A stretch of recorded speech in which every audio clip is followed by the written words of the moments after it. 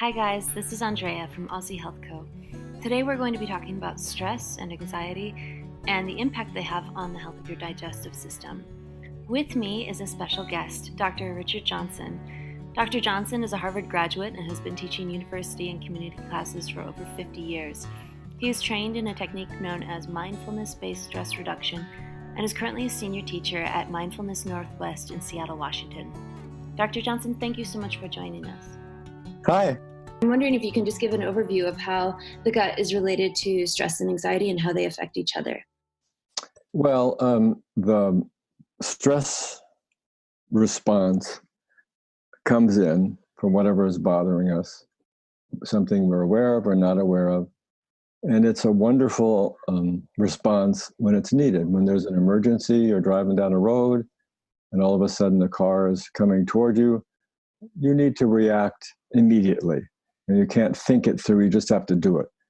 But the problem is that anxiety, that stress comes to us in so many forms that are not helpful.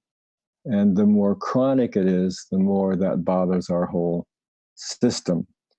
And as far as the gut is concerned, when we are involved in the stress response, something happens inside us, automatically our gastrointestinal system shuts off because it's not needed if we want to run away from danger.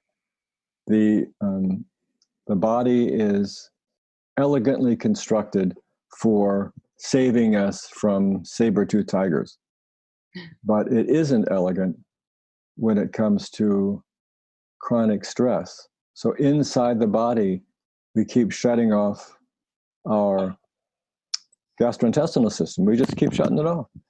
And over time, we don't know what to do because it's not working.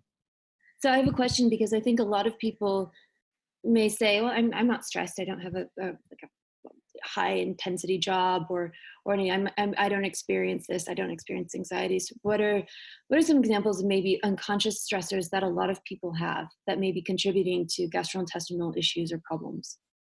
Well, one of the things that happens in all of us is that we are unconsciously programmed by our childhood, our early life, and other circumstances now. So that in our family, there were conflicts, and as a child, we can't externalize them. Those go literally right into our gut.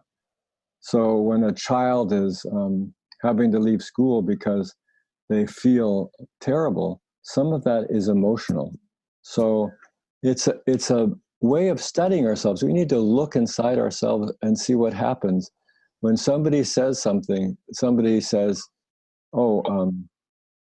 X, Y, or Z is stupid. Sometimes we take that in because on some level we feel stupid.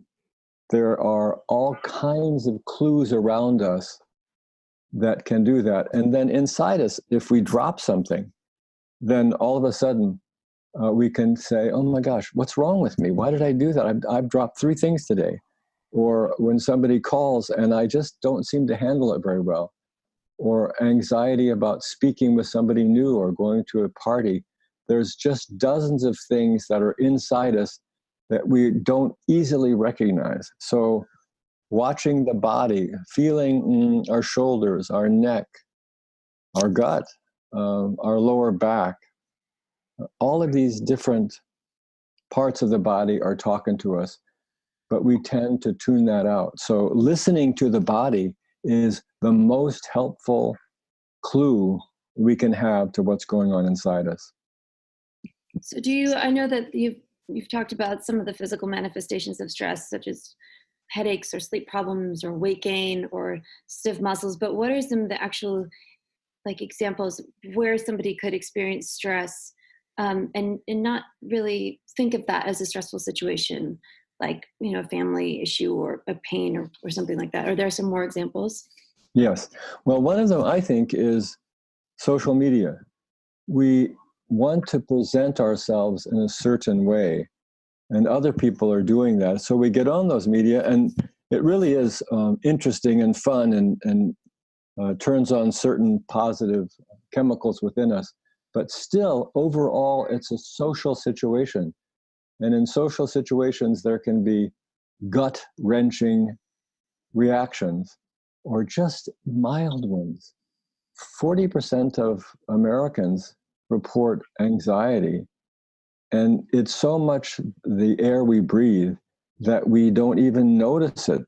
I like it that when you talked about headaches or other symptoms in the body, but one of the things to do is what we teach is to turn toward what bothers us, turn toward what is concerning to us. And as we turn toward them, they have less power over us. It's awareness of what's going on inside us.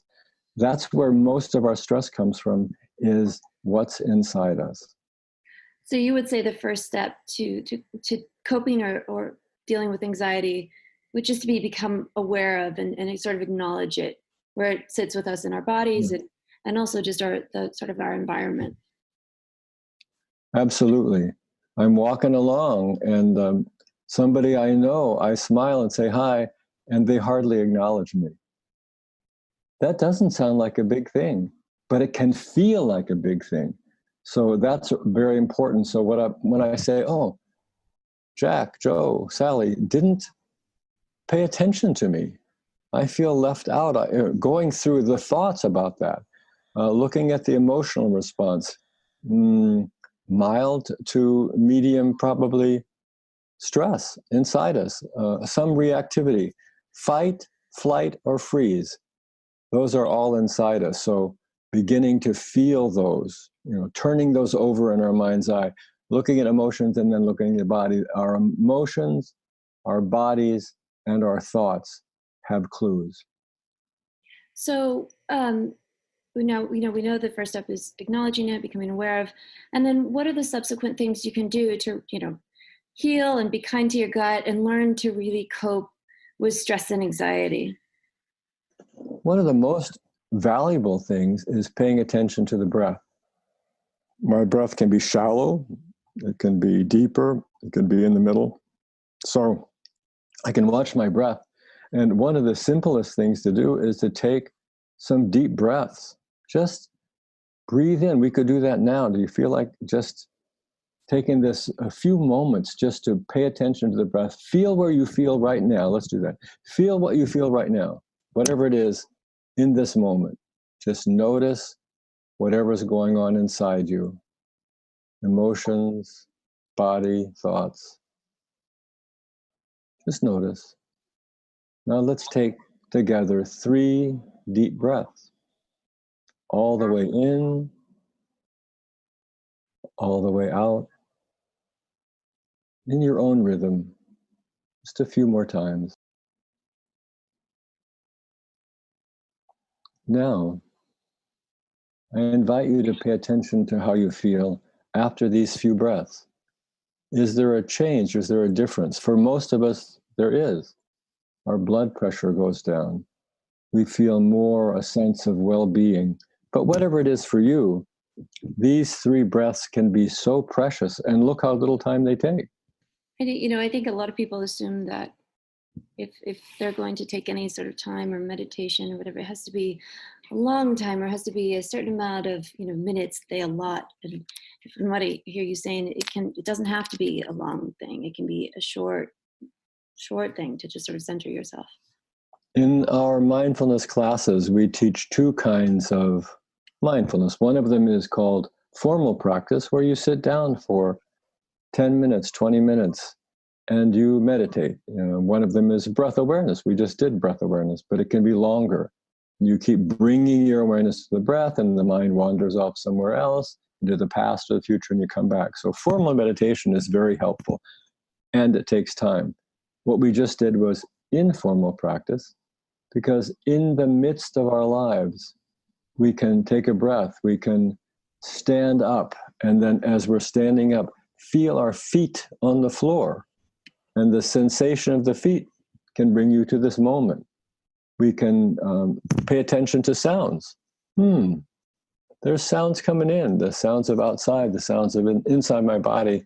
And any one of those things that brings me away from thoughts about the past, thoughts about the future, rehearsing, rehashing.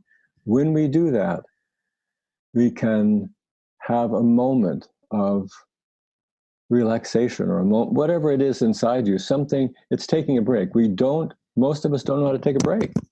So this is a break, and it does not have to be formal. We practice ourselves, formal and informal practices. But this one, 3 breaths, 1 minute, whatever it is, can really help. Thank you so much. I know there are a lot of resources that are available to people, like short meditations, in case they're interested in that. And then I'll make sure to include those in links in our emails.